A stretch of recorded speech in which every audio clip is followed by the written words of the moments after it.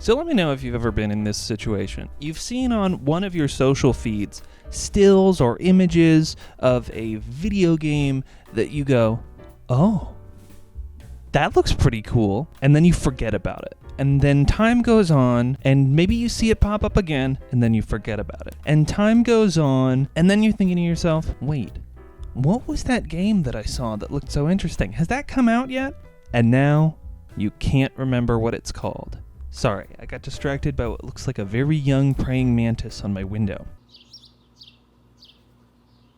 And you're spending hours Googling. You're like, Tetris-like falling block game with pastel colors. Tetris-like games from the past 5 years. Best falling block games for Switch. And you're not seeing this thing anywhere. You go onto Twitter, and then Jordan DeVries of Respawn Entertainment knows what game you're talking about, and you go to download it on your Switch, and it's the best thing you've played in a really long time. And that's why I'm talking today about Mixolumia, a falling block game that is stellar on every conceivable level.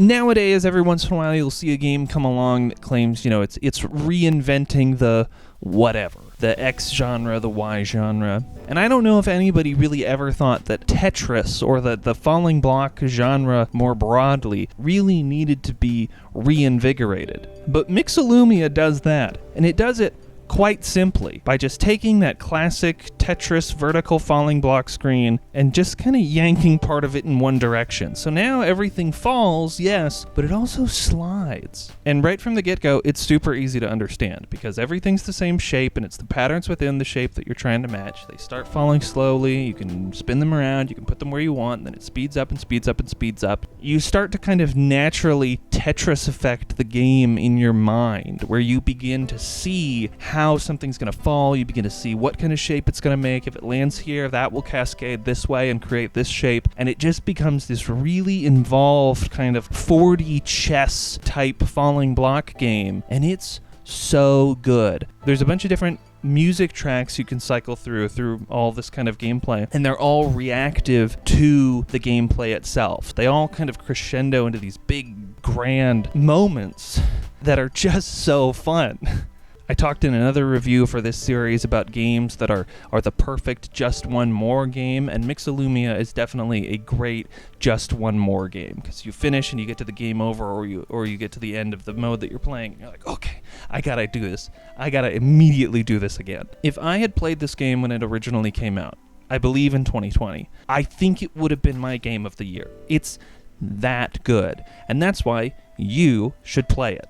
Okay, I totally forgot until I was ingesting all the footage that there was one very specific thing about Mixolumia I wanted to talk about, and that's this.